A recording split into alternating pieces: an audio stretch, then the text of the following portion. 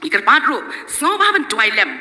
Kan ni kalau kesem ke kerpang ya ke Presbyterian Women Fellowship kamtame ke PCI. Balai kesem ke PCI kan rakyat jenap sispa asnem. Ke way nak agenda ke baka Presbyterian Women Fellowship kala rak kalong ban ordain ki kentai. Dan ke buram ya pi barok semua bahan tuailem ki kesem ki palang. Hadu ke sinat baka PCI kan rai ban ordain ki kentai.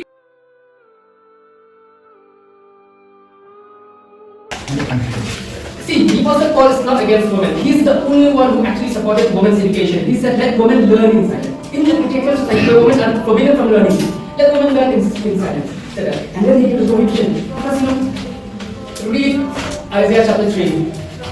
Isaiah chapter 3. Idolatry and homosexuality lets the women leadership. It was the curse of God on the church. The church should not praise women leadership, it should mourn women leadership. It's something that we should really beating our chests out and not raising our hands up. That's something.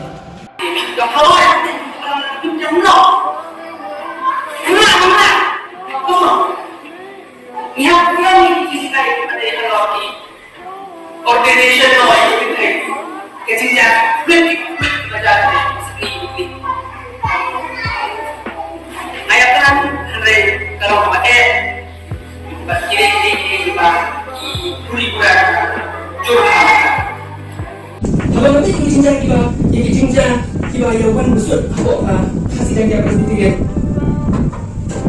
Apa sih?